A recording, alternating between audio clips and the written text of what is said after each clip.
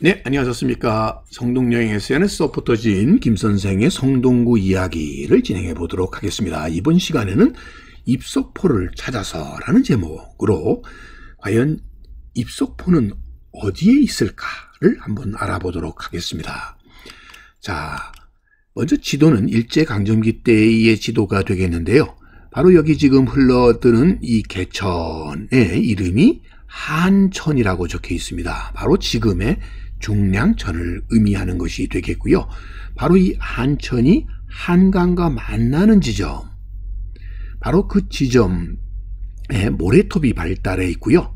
바로 그 뒤로 지금 철도가 놓여 있는데 바로 이것이 당시에 경원선이 되겠습니다. 바로 이 경원선이 지나가고 있는 동네가 바로 한자의 수천리가 되겠는데요. 몰수자의 쇠 철자가 쓰여지는 이곳은 일찍부터 무쇠솥을 많이 만드는 공장들이 몰려 있었던 동네가 되겠고요. 바로 이 수천리가 오늘날 금호동이 되겠습니다. 바로 이 수천리는 원래 이름은 우리의 고유 언어로는 무수막이었습니다. 지금은 또 무쇠막이라고도 부르고 있는데 바로 이 동네가 지금의 금호동 지역으로 무수막이어서 이 앞을 흐르는 바로 한강을 무수막강이라고 예로부터 불러왔었던 것이죠. 지금은 한강으로 통칭이 되어 있습니다만 당시에는 마을마다 불려지는 한강의 명칭이 달랐기 때문이죠. 그래서 한천과 한강이 만나는 이 지역이 무수막강이었고 그 앞에 이렇게 저자도라고 하는 섬이 당시에는 발달해 있었다는 것이죠.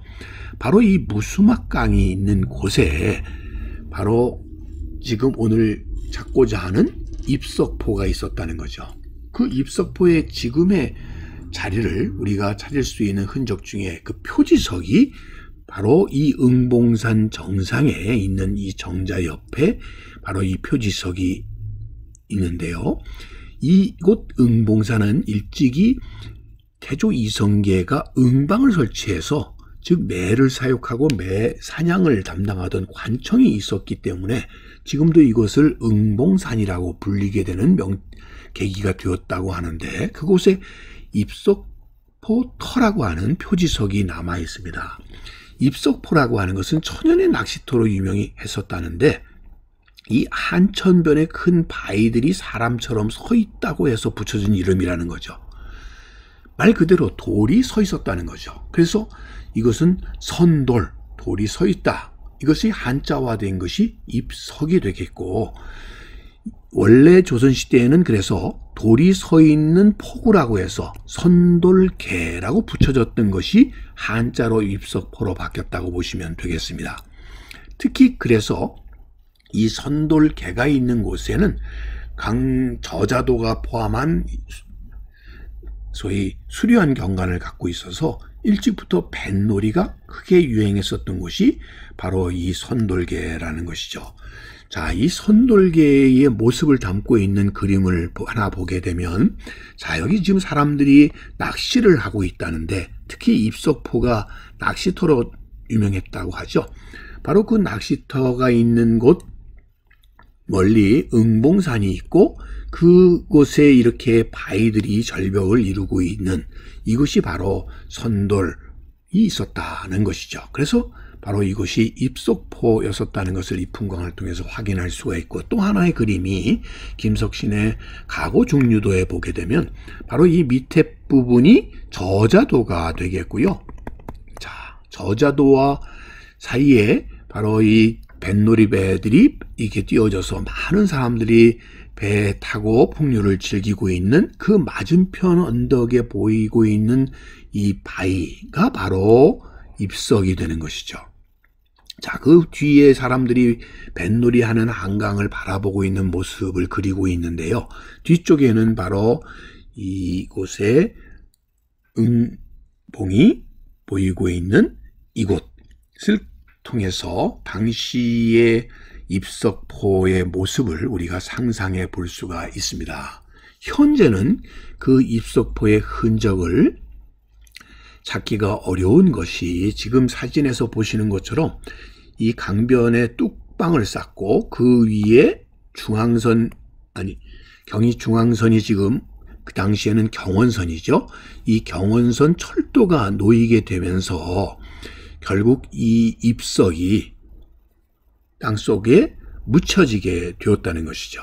자, 여러분들 지금 금호동과 응봉동을 가르고 있는 이 응봉산을 중심으로 하는 지역에 일찍이 이곳에 선돌 혹은 선바위라고 불리우는 큰 바위가 있었다고 하고, 그 바위에다가 아기를 낳게 해달라고 치성을 다하는 여인들이 있었다는 그런 이야기들을 통해서 이 지역이 바로 입석포가 있었던 지역이라고 볼 수가 있겠습니다.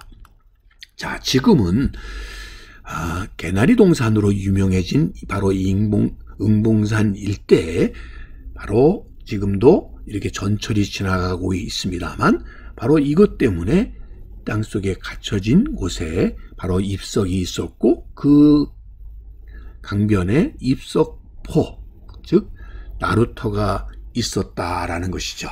그런 의미에서 지금 우리가 찾으려 하는 입석포는 바로 이 응봉산 일대에 자리 잡고 있었다라고 추정할 수가 있겠죠. 현재 네이버 지도에서 입석포를 검색해 보면 재밌게도 이 응봉산 건너편 뚝섬 쪽에 지금 서울숲이 있는 쪽에 입석포가 있는 걸로 이렇게 표시를 해주고 있는데, 그것은 어찌 보면 지금 예전에 입석포를 바라보기 좋은 위치를 지금 입석포라고 지금 표시해주고 있는 것 같고요. 지금 현재 그 입석포로 표시되어 있는 지역에 가도 입석포를 안내해주는 안내판이 있어서 사람들은 지금 뚝섬 쪽에, 즉 서울숲 쪽에 입석포가 있는 것으로 이해하기 쉬우나, 이 용비고가 놓이지고 경의중앙선이 있는 이 지점에 바로 예전에는 입석과 입석포가 있었다, 이렇게 알아두시면 되겠습니다. 그럼 여러분들, 입석이라고 하는 것은 당시에 이 여인들이 아들을 낳게 해달라고 혹은 자식을 낳게 해달라고 빌었다고 하는 하나의 신앙의 공간이라고 하는 설화가 전해오는데, 전국적으로 봐도 흔히 선돌 혹은 입석 혹은 신선하는 이름으로 곳곳에 이런 우뚝 서 있는 바위들을 이렇게 불리워지는 곳들이 굉장히 많다는 점입니다. 지금 사진에서 보고 있는 것이 영월에 있는 방절리 선돌의 모습을 보고 있는데, 바로 이곳에 지금도 많은 이들이 이렇게 찾아가는 이유는 바로 이곳 자체의 절경뿐만 아니라 이곳이 갖고 있는 설화, 하나의 이것 자체가 갖고 있는 신앙적인 요소들이 있기 때문이 아닌가 싶습니다. 자, 영양의 이 선바위라고 불리우는 것도 이런 바위 절벽이 우뚝 서 있는 것을 통해서 이곳 자체가 갖는 의미가 있었을 텐데, 이것은 여러분들 서울의 인왕산의 선바위에서도 이것을 확인해 볼 수가 있겠습니다. 자, 타폰이라고 해서 부분적으로 이렇게 깎여져 나간 것 자체가 아주 기괴한 형태를 이루고 있는 이 선바위는 예로부터 특히 자식을 낳게 해달라고 하는 하나의 기도처로서 늘 이용되었던 그러한 효용을 갖고 있었다라고 하는 점에서 이 선바위 혹은 입석, 이런 것들이 갖는 하나의 신앙적인 요소가 있었으니, 그 중에 큰 의미를 갖고 있었던 것이 마을에 큰 해가 일어나는 것을 막아줬었던 하나의 수구마기로서, 동티가 나는 것을 막아줬었던 이런 선돌이 갖고 있었던 신앙적 요소와 계열을 같이 한다고 보시면 되겠습니다. 그래서 지금도 이런 선돌들이 하나의 민속신앙의 예로서 중요하게 그 신앙이 지켜져 오고 있는 예들을 많이 볼 수가 있습니다. 자, 김해의 이런 선돌, 또 지금 경기도 박물관에 서여져 있는 이런 선돌들이 바로 그런 신앙적 요소를 갖고 있는 것이고요. 또 지금 남태령 너머의 지하철 4호선 선바위역에 유래가 된 것이 바로 이 선암이 되겠죠. 자, 이런 것처럼 이 수구마기로서 마을의 평안을 빌기도 했었던 그러한 장승의 사투리가 바로 수구마기였고, 이런 것들이 신석기 시대에 이르러 하나의 선돌 문화, 선돌 신앙을 유지해 오게 되는 하나의 예로서 지금 성동구의 하나의 설화서 전해져 오고 있는 입석포의 경우도 그러한 신앙적인 요소들이 이어져 오는 것이 아닌가 싶습니다.